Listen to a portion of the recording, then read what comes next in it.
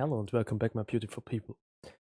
In the part 2 of our HTML series, I will explain you the most common tags we were using throughout this series, and later on we will check what ideas are and what classes are to make some selectors for CSS possible. Let's dig right into it.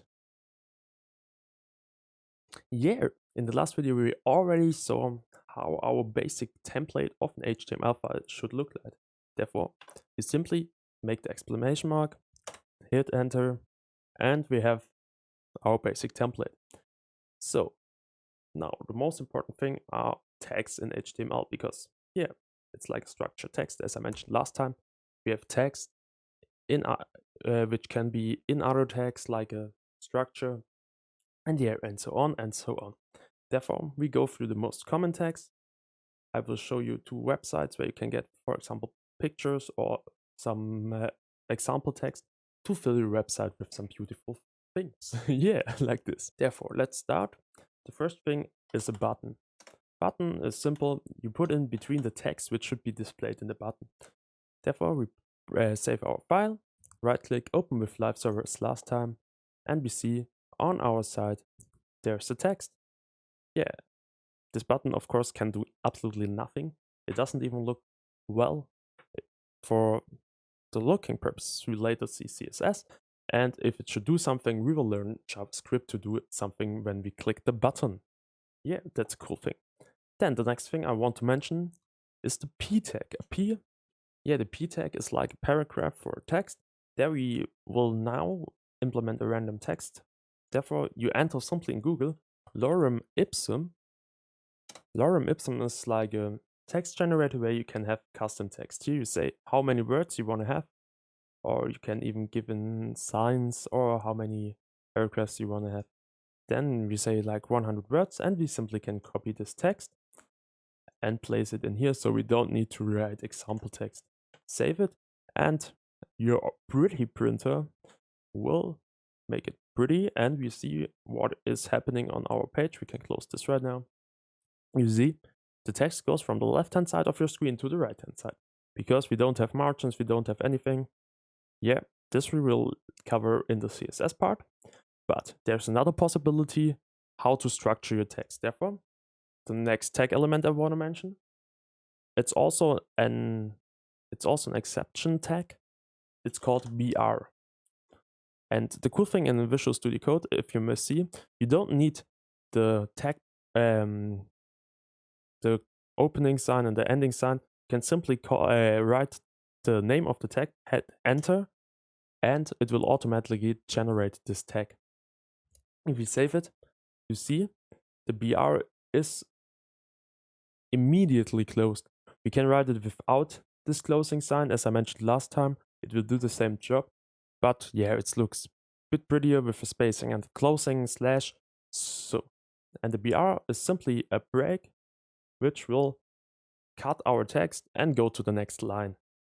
Like if you want to structure it a bit better, we make here a BR, here a BR after each line in here, because I think in here it's structured pretty good, like this.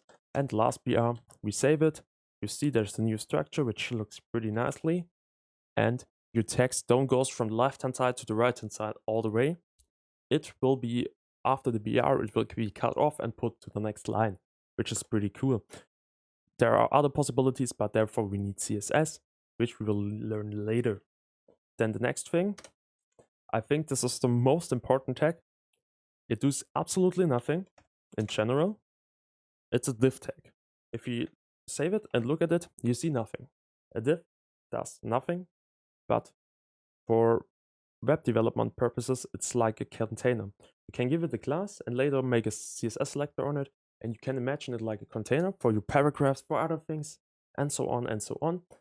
Yeah, to simply contain other things in there. This makes absolutely no sense right now. I accept it. Yeah, makes no sense if you don't see the CSS behind it and don't know about it yet. But remember this, keep it in mind, the div will be a very useful tool later on. Then the next thing are headings. There are 6 types of headings from H1 to H6. And as you imagine, the H1 is the biggest one, the most important heading on the site, and you can go to H6, which the H6 is the least important one. Oh yeah, I always hit my microphone. I shouldn't make so much movement while talking. But let's have a look how they're looking. Implement each of them. H3 and H4. And now the exciting part is coming. Yeah, it's an H5 and the H6 as well. Yeah. And now we have a look. Ooh, this even looks pretty good. Yeah. You see it's a bold one. It has some margin to the top and to the bottom. Yeah, not to the left and to the right. And the higher the number, the least the value of this heading is, and the tinier it's written there. Yeah, pretty insane. The next tag is an image tag. So I give you a tip where you get your images, because throughout the series we will use multiple images for websites. And yeah, in my project I will have a Git repository where I put my images so you can use them. But if you want to have a own web application, want to make own projects, and want to have some images you can use without being scared of being punished from someone, yeah, we go simply. There are two ones. The first one is Pexels.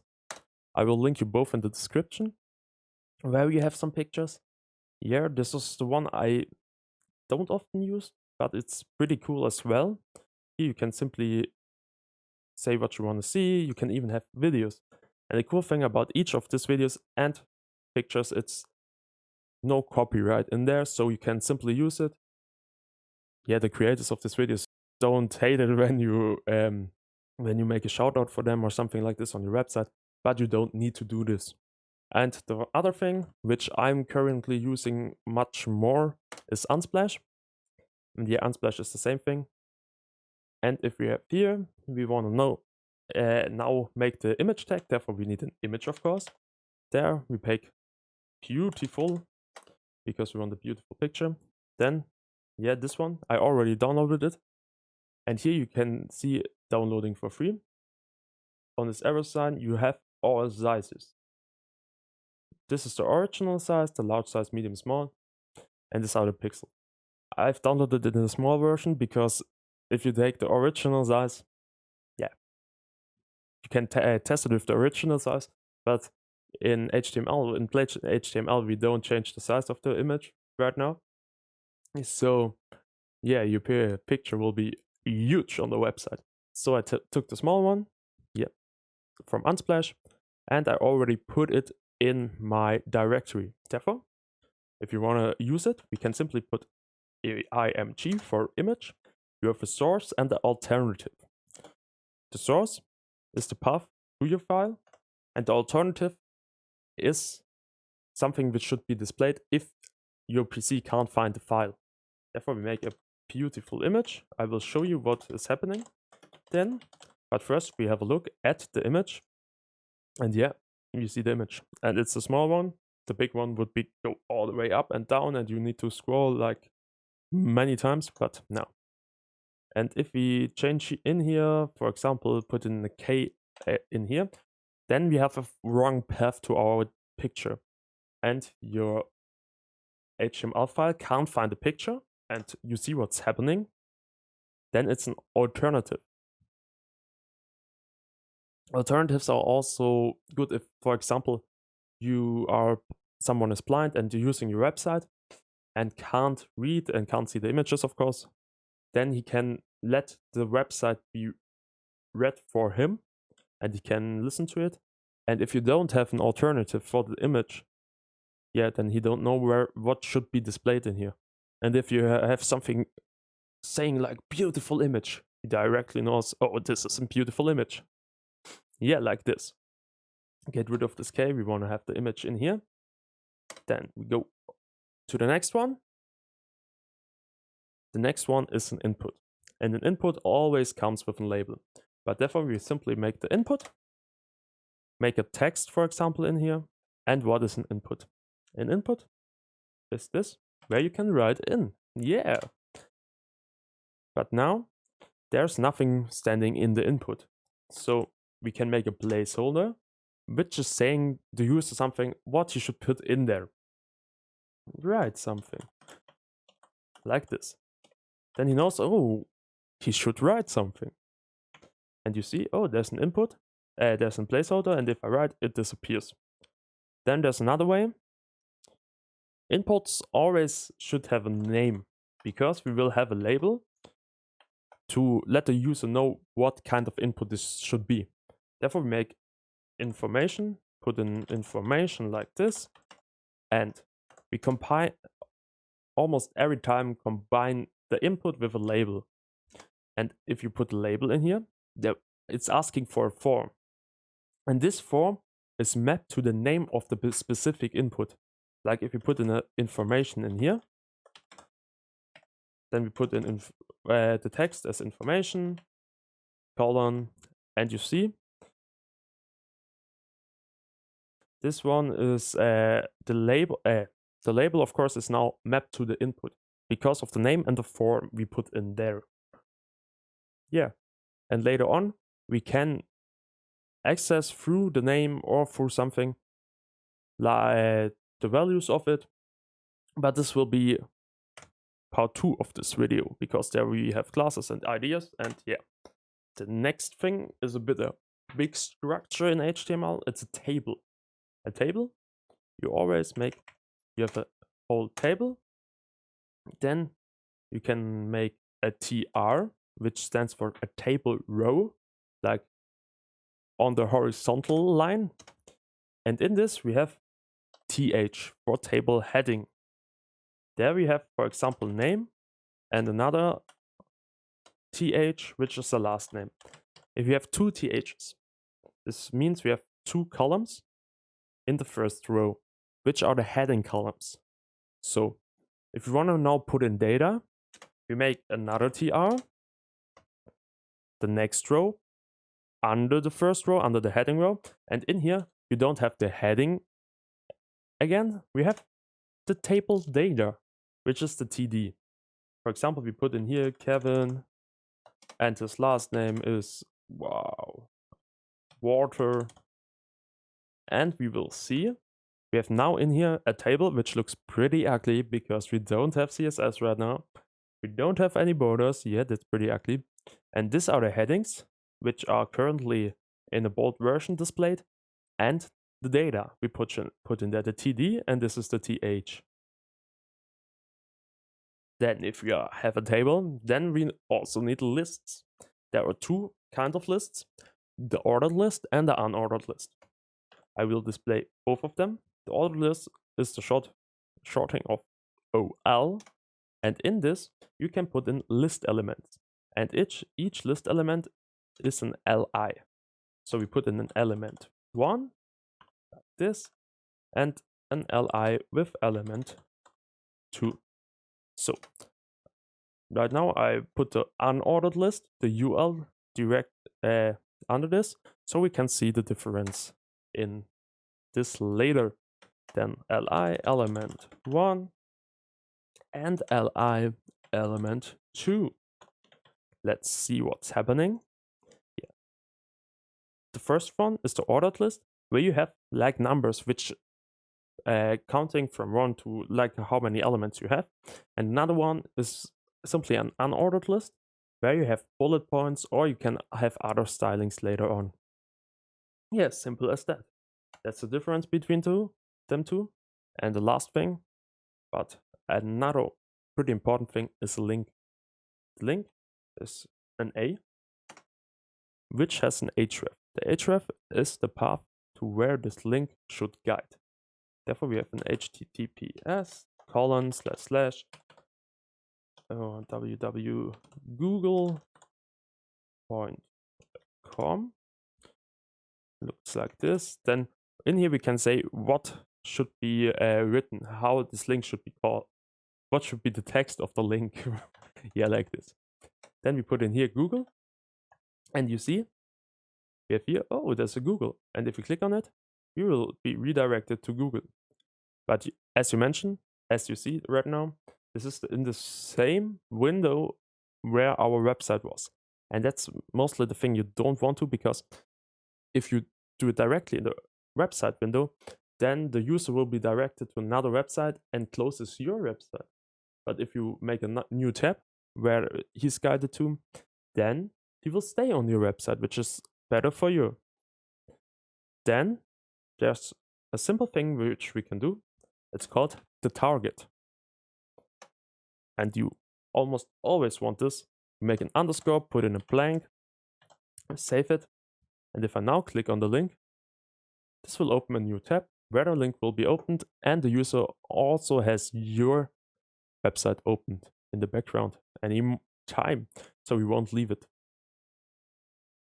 And now, these were the most important tags we will use throughout the series. We will use some more, but this I will explain to you in each step you're using them, because otherwise, yeah, I think in the project you will learn it much better. So this is a quick overview if you want to use them, so you have a little insight what is happening behind the scenes. And now, if we have a div, we want to have for the CSS part a little preparation where we can have selectors. If you have already checked out my Instagram bot, we already use the selectors to guide through some UI elements in our browser. You can check it out. I will link you in this video as well. But mostly they are used for our CSS to go to a specific UI element and make this beautiful. Therefore, we have like two alternatives. Therefore, we have classes. Classes are for multiple elements. Like if you have the class, which is called class, yeah, pretty creative right now.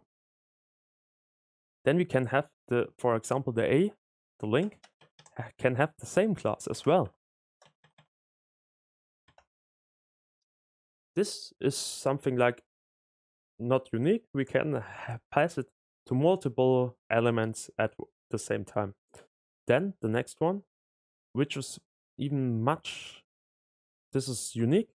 So if you want to select it later with CSS, and you must imagine you have a class and an idea, and you write it to the class or to the idea, then the idea has more value because it's unique.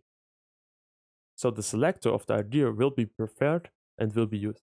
So if you know the thing you want to put to this element is specific for only this element and shouldn't be used with other elements, then you can put in an idea. So the idea, for example, is idea. If I have the idea in here, I simply can write it to another one, but this won't work later on. The idea is unique. The class can be passed to multiple UI elements. And yeah, because we don't have CSS yet, we don't see how this is working. But in the next video, I will show you the first insights of CSS. We will cover the most important CSS things. And then after that, we will make a little project where we can use HTML and CSS to get the design from some web application or some website, and make use of it, use our HTML and CSS knowledge, and then get something from it. Yeah. So hopefully you liked the video and are as excited as me for the next part where we can finally take the CSS into part. Subscribe to my channel and stay tuned for the next videos of this series. Have a great day.